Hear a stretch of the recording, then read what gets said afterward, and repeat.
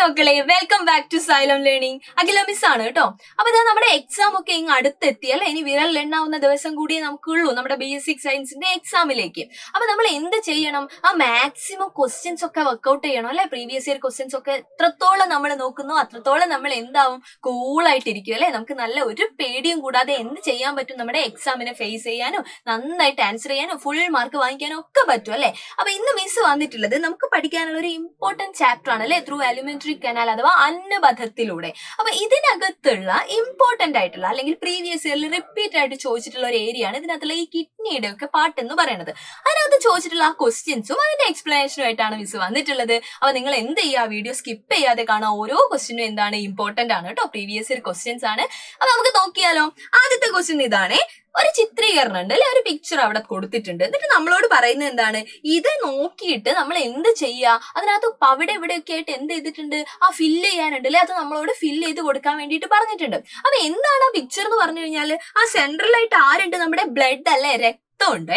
എന്നിട്ട് ഇതാ രണ്ട് കോളങ്ങൾ ഓരോ സൈഡിലായിട്ട് കൊടുത്തിട്ടുണ്ട്. അപ്പൊ നമുക്ക് വായിച്ചാൽ മനസ്സിലാവും എന്താണ് സംഭവം. ആ ബ്ലഡിലേക്ക് എത്തുന്ന കമ്പോണൻസിന്റെ കാര്യങ്ങളാണ് പറയുന്നത് അല്ലെ. എന്നിട്ട് അതിന്റെ മുകളിൽ കൊടുത്തിട്ടുള്ള എന്തായിരിക്കും, അത് ഏത് ഓർഗനിൽ നിന്നാണെന്നുള്ളതാണ് നമ്മൾ അവിടെ എന്ത് ചെയ്യേണ്ടത്, കൊടുക്കേണ്ടത്. അപ്പൊ ഓരോ ഓർഗനും അതിന്റെ അകത്തുനിന്ന് വരുന്ന കമ്പോണന്റും നമ്മൾ എന്ത് ചെയ്താൽ മതി, എഴുതിയാൽ മതി. അപ്പൊ ഇത് കാണുന്ന സമയത്ത് നമുക്ക് മനസ്സിലാവും നമുക്ക് ഇതുമായിട്ട് റിലേറ്റ് ചെയ്തിട്ടുള്ള ഒരു പിക്ചർ പഠിക്കാനുണ്ടായിരുന്നു. ഏത് പിക്ചറാണ്, നമ്മുടെ ടെക്സ്റ്റിനകത്തുള്ള പിക്ചർ ഓർമ്മ വന്നോ നിങ്ങൾക്ക്?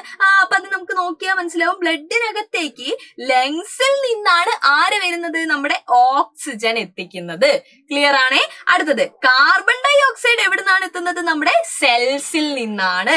നെക്സ്റ്റ് നമ്മുടെ ന്യൂട്രിയൻസ് അല്ലെ, പോഷക ഘടകങ്ങൾ എവിടെ നിന്നാണ് എത്തുന്നത്, നമ്മുടെ സ്മോൾ ഇൻറ്റസ്റ്റൈൻ അഥവാ ചെറുകുടലിൽ നിന്നാണ്. അടുത്ത എന്താണ്, നമ്മുടെ ലിവറിൽ നിന്നാണ് ആരെത്തുന്നത്, നമ്മുടെ യൂറിയ അല്ലെ, കരളിൽ നിന്നാണ് ആര് വരുന്നത്, നമ്മുടെ യൂറിയ ബ്ലഡിലേക്ക് എത്തുന്നത്. ക്ലിയർ അല്ലേ. അപ്പൊ ഈ പറഞ്ഞിട്ടുള്ള കാര്യത്തിന് എന്ത് ചെയ്തൂന്നേ ഉള്ളൂ, ഇങ്ങനെ കോളങ്ങളാക്കി തിരിച്ച് കൊടുത്തു എന്ന് മാത്രമേ ഉള്ളൂ. അപ്പൊ നമുക്ക് ഇതേ കാര്യം അവിടെ എഴുതി കൊടുക്കാൻ പറ്റില്ലേ. എന്താണ് പറയാനുള്ളത്, നാല് പോയിന്റുകൾ ഓർത്തു വെച്ചാൽ മതി അല്ലെ. നമ്മുടെ ഓക്സിജൻ എത്തുന്നത് എവിടുന്നാണ്, ലങ് അല്ലെ, ശ്വാസകോശത്തിൽ നിന്നാണ്. കാർബൺ ഡൈ ഓക്സൈഡ് എത്തുന്നത് സെൽസ് അല്ലെ, കോശങ്ങളിൽ നിന്നാണ്.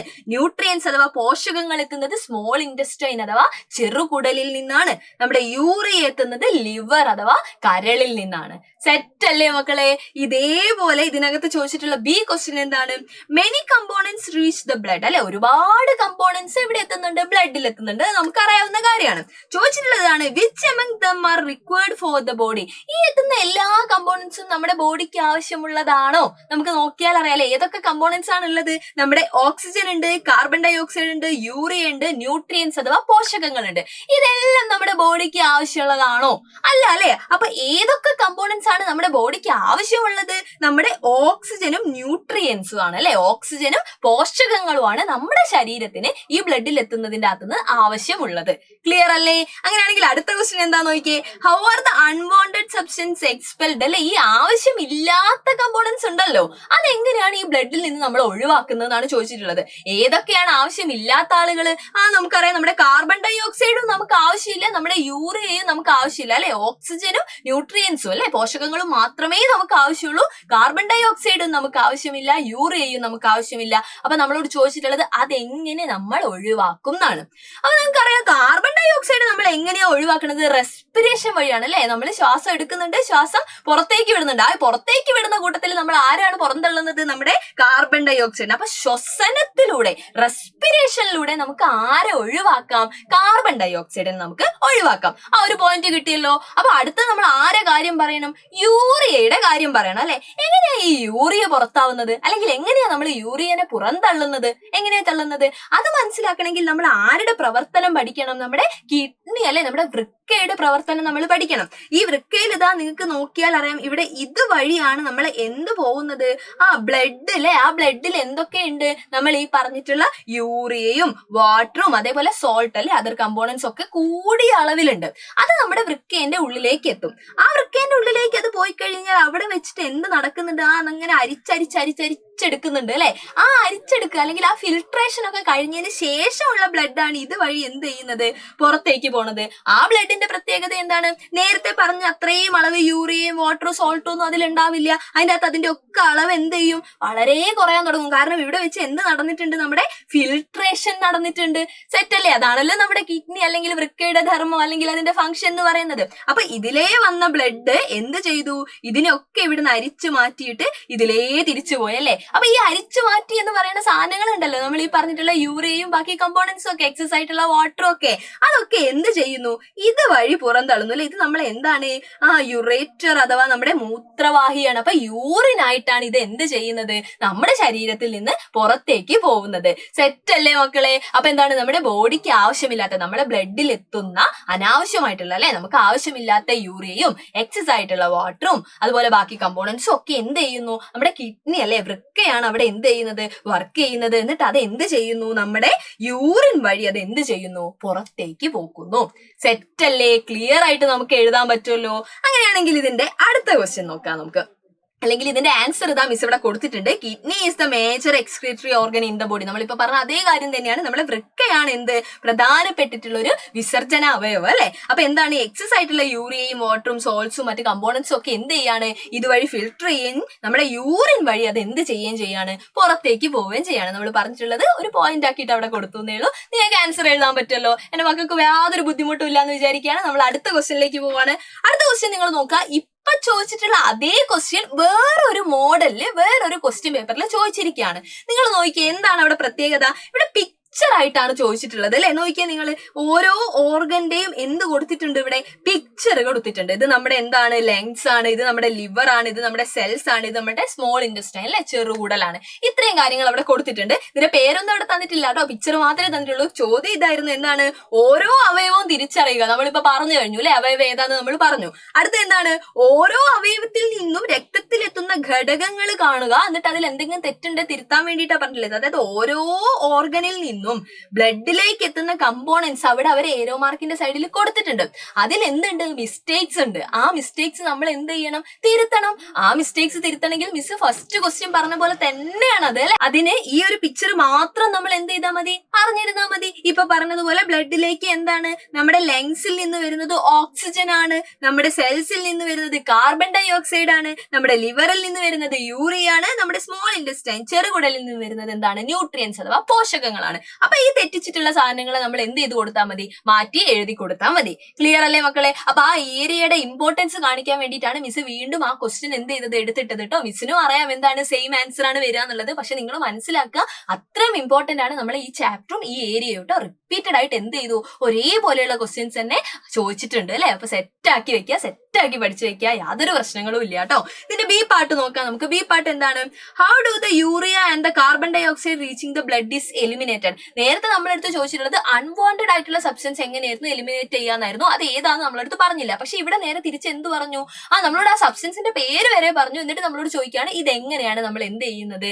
പുറന്തള്ളുന്നത്. മിസ് നേരത്തെ പിക്ചർ ഒക്കെ വെച്ച് പറഞ്ഞു തന്നു അല്ലെ. നമുക്കറിയാം അത് കിഡ്നി വഴി അല്ലെങ്കിൽ യൂറിൻ വഴിയാണ് എന്ത് ചെയ്യുന്നത്, യൂറിയ പുറന്തള്ളുന്നത്. അതേപോലെ എന്താണ്, നമ്മുടെ റെസ്പിറേഷൻ ശ്വസനം വഴിയാണ് നമ്മുടെ കാർബൺ ഡൈ ഓക്സൈഡ് പുറന്തള്ളുന്നത്. ഇതിന്റെ സി പാർട്ട് ഇതാണ്, എന്താണ്, ഫൈൻഡ് ഔട്ട് കറക്റ്റ് സ്റ്റേറ്റ്മെന്റ്. കുറെ സ്റ്റേറ്റ്മെന്റ്സ് താഴെ തന്നിട്ടുണ്ട്. അതിനകത്ത് കറക്റ്റ് ആയിട്ടുള്ളത് നമ്മളോട് തെരഞ്ഞെടുക്കാൻ വേണ്ടി പറഞ്ഞിട്ടുണ്ട്. എന്താണ് ചോദിച്ചിട്ടുള്ളത്, ഡ്യൂ ടു സ്വെറ്റിംഗ് അല്ലെ, വിയർക്കുന്നത് മൂലം താഴെ പറയുന്നതിൽ ഏതാണ് ശരി എന്നാണേ.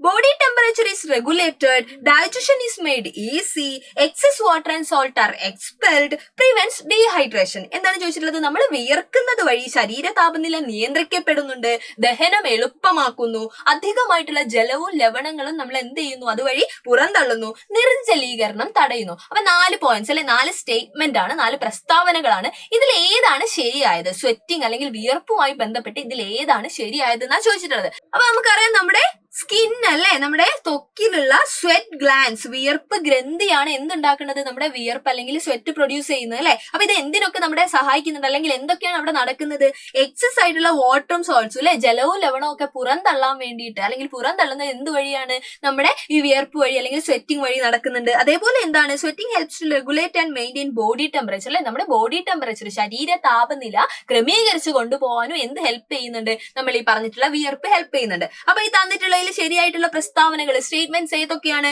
ഒന്ന് ബോഡി ടെമ്പറേച്ചർ ഇസ് റെഗുലേറ്റഡ് അല്ലെ, കറക്റ്റ് വൺ ആണ്. അതേപോലെ എന്താണ്? Excess water and salts are expelled. അപ്പൊ നമ്മൾ ഈ പറഞ്ഞിട്ടുള്ള ഒന്നാമത്തെയും മൂന്നാമത്തെയും സ്റ്റേറ്റ്മെന്റ് ആണ് തന്നിട്ടുള്ളതിൽ എന്ത് ശരിയായിട്ടുള്ളത്. അപ്പൊ കാര്യങ്ങൾ അറിയെങ്കിൽ നമുക്ക് പെട്ടെന്ന് എന്ത് ചെയ്യാൻ പറ്റും? കറക്റ്റ് സ്റ്റേറ്റ്മെന്റ് ഒക്കെ ചൂസ് ചെയ്യാൻ പറ്റും. ചില സമയത്ത് റോങ് ആയിട്ടുള്ളത് എന്ത് ചെയ്യാറുണ്ട്? ചോദിക്കാറുണ്ട് കേട്ടോ. ക്ലിയർ അല്ലേ മക്കളെ?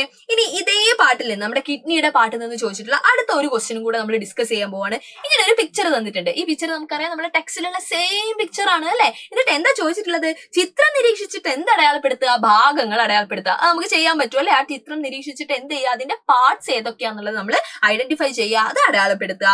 ശരീരത്തിൽ നിന്ന് മാലിന്യം നീക്കം ചെയ്യുന്നതിൽ വൃക്ക വഹിക്കുന്ന പങ്ക് എന്ത്? കിഡ്നിയുടെ പങ്ക് എന്താന്ന് ചോദിച്ചിട്ടുണ്ട്. അതേപോലെ എന്താണ്? മൂത്രാശയ രോഗങ്ങൾ ഉണ്ടാകാതിരിക്കാം എന്തൊക്കെ മുൻകരുതലുകൾ നമ്മൾ എടുക്കണം എന്നാണ് ചോദിച്ചിട്ടുള്ളത്. അതായത് നമ്മുടെ ഈ യൂറിനറി ഡിസീസസ് ഒന്നും വരാതിരിക്കാൻ വേണ്ടിയിട്ട് നമുക്ക് എന്തൊക്കെ ചെയ്യാൻ പറ്റും എന്നുള്ളതാണ്. അപ്പൊ കുറെ ക്വസ്റ്റ്യൻസ് ഇപ്പൊ ABC എന്ന് പറഞ്ഞ 3 പാർട്ടുണ്ട് അല്ലെ. അതിൽ 2 ക്വസ്റ്റ്യൻസ് അല്ലെങ്കിൽ B പാർട്ട് എന്ന് പറയുന്നത് നമ്മൾ നേരത്തെ എന്ത് ചെയ്തതാണ്? ആ 2 ക്വസ്റ്റ്യൻസിൽ ഓൾറെഡി അതന്നെ നമ്മൾ എന്ത് ചെയ്തിട്ടുണ്ട്? ആൻസർ ആയിട്ട് വന്നിട്ടുണ്ട്. അപ്പൊ നിങ്ങൾക്ക് മനസ്സിലായിട്ടുണ്ടാവും. വീണ്ടും അതേ പോർഷൻ എന്ത് ചെയ്തു? ക്വസ്റ്റ്യനിൽ ചോദിച്ചില്ല. ഇതും എന്താണ്? പ്രീവിയസ് ഇയർ ക്വസ്റ്റ്യൻ ആണ് കേട്ടോ. അപ്പൊ ഈ ക്വസ്റ്റ്യൻ കാണുന്നത് തന്നെ നമ്മുടെ മനസ്സിലേക്ക് വരേണ്ടത് ഏത് പിക്ചറാണ്? നമ്മുടെ ടെക്സ്റ്റിനകത്തുള്ള ഈ പിക്ചർ ആണ് അല്ലെ. അപ്പൊ ഈ പിക്ചർ നോക്കുന്ന സമയത്ത് ഇതിനകത്ത് ആകെ ഏതൊക്കെ ചോദിച്ചിട്ടുള്ളൂ? ഈ Aയും Bയും എന്ന് പറഞ്ഞിട്ട് 2 എണ്ണേ ചോദിച്ചിട്ടുള്ളൂ. അത് ഏതാണ് ആൻസർ വരിക? A എന്ന് പറയുന്നത് നമ്മുടെ യുറേറ്റർ അഥവാ നമ്മുടെ മൂത്രവാഹിയാണ് അല്ലെ. B എന്ന് പറയുന്നത് നമ്മുടെ യൂറിനറി ബ്ലാഡർ അഥവാ നമ്മുടെ മൂത്രാശയാണ്. അപ്പൊ നമ്മുടെ A പാർട്ടിന്റെ ക്വസ്റ്റ്യൻസ് നമുക്ക് കിട്ടി അല്ലെ. ഇതിന്റെ B പാർട്ട് എന്തായിരുന്നു? നമ്മുടെ കിഡ്നിയുടെ വൃക്കയുടെ ധർമ്മമാണ് അല്ലെ, ഫംഗ്ഷൻ, അതിന്റെ വർക്കിംഗ് എന്താണെന്നാ ചോദിച്ചിട്ടുള്ളത്. നമ്മൾ ഓൾറെഡി അത് എന്ത് ചെയ്തു? ഡിസ്കസ് ചെയ്തു അല്ലെ. നമ്മുടെ ഇതിനകത്തുള്ള ഏറ്റവും ഇമ്പോർട്ടന്റ് ആയിട്ടുള്ള ക്വസ്റ്റൻ ആയിരുന്നു അത്. മേജർ എക്സ്ക്രീറ്ററി ഓർഗൻ ആണ് ഏത്? നമ്മുടെ കിഡ്നി അഥവാ വൃക്ക എന്ന് പറയുന്നത്. എക്സസ് ആയിട്ടുള്ള അധികമായിട്ടുള്ള യൂറിയയും വാട്ടറും മറ്റു ലവണങ്ങൾ സോൾട്ടും കാര്യങ്ങളും ഒക്കെ എന്താണ്? യൂറിൻ വഴിയാണ് ഇത് എന്ത് ചെയ്യുന്നത്? പുറത്തേക്ക് പോകുന്നത്. അപ്പൊ നമ്മുടെ യൂറിനിൽ ഏകദേശം 96% വരെ വാട്ടർ ഉണ്ട് എന്ന് പറയുന്നത്. അപ്പൊ ഈ പ്രോസസ്സ് നന്നായിട്ട് നടക്കണമെങ്കിൽ നമ്മൾ നന്നായിട്ട് എന്ത് ചെയ്യണം? നമ്മൾ നന്നായിട്ട് വെള്ളം കുടിക്കണം അല്ലെ. ഇതുമായിട്ട് റിലേറ്റ് ചെയ്തിട്ടായിരുന്നു നമ്മുടെ മൂന്നാമത്തെ ക്വസ്റ്റ്യൻ, C ക്വസ്റ്റ്യൻ എന്ന് പറയുന്നത്. ഓർമ്മയുണ്ടോ നിങ്ങൾക്ക്? യൂറിനറി ഡിസീസ് അല്ലെ, നമ്മുടെ മൂത്രാശയ രോഗങ്ങൾക്ക് കാരണം എന്തൊക്കെയാണ് ചോദിച്ചിട്ടുള്ളത്. എന്തൊക്കെയാണ് കാരണം? Not passing urine when required അല്ലെ. നമുക്ക് ആവശ്യമുള്ള സമയത്ത് എന്ത് ചെയ്യാതിരിക്കുക? യൂറിൻ പാസ് ചെയ്യാതെ അതിനെ പിടിച്ചു വെക്കുക എന്നുള്ളത് ഒരു പ്രശ്നമാണ്. അതേപോലെ നോട്ട് ഡ്രിങ്കിങ് ഇനഫ് വാട്ടർ അല്ലെ, നമ്മൾ ആവശ്യത്തിന് എന്ത് കുടിക്കാതിരിക്കുക? വെള്ളം കുടിക്കാതിരിക്കുക. നോട്ട് മെയിൻറ്റെയിനിങ് ഹൈജീൻ അല്ലെ, നമ്മൾ എന്ത് പാലിക്കാതിരിക്കുക? ഹൈജീനിക് ആവാതിരിക്കുക, ഹൈജീനിക് അല്ലാതിരിക്കുക അല്ലെ. നമ്മൾ വൃത്തിയായിട്ട് കൊണ്ടു നടന്നിട്ടില്ലെങ്കിൽ എന്താണ്? ഇൻഫെക്ഷൻസും കാര്യങ്ങളും ഒക്കെ വരാനുള്ള സാധ്യതയുണ്ട്. അതുകൊണ്ടാണ് ആ പോയിന്റ് അവിടെ പറഞ്ഞിട്ടുള്ളത് കേട്ടോ. സെറ്റ് അല്ലേ മക്കളെ? ക്ലിയർ അല്ലേ? അപ്പൊ ഒരേ ഏരിയയിൽ നിന്ന് റിപ്പീറ്റഡ് ആയിട്ട് ചോദിച്ചിട്ടുള്ള ക്വസ്റ്റ്യൻസ് ആണ് നമ്മൾ എന്ത് ചെയ്തിട്ടുള്ളത്? ഡിസ്കസ് ചെയ്തിട്ടുള്ളത്. നിങ്ങൾ എന്ത് ചെയ്യുക? കൃത്യമായിട്ട് വീഡിയോ കാണുക കേട്ടോ. എന്നിട്ട് പഠിച്ചു വെക്കുക. എന്തായാലും ഈ ഏരിയയിൽ നിന്ന് നിങ്ങൾക്ക് ക്വസ്റ്റ്യൻസ് എക്സ്പെക്ട് ചെയ്യാൻ പറ്റും. ഇതേപോലെയുള്ള ക്വസ്റ്റ്യൻസ് ആയിട്ട് നമുക്ക് വീണ്ടും കാണാം. ബൈ.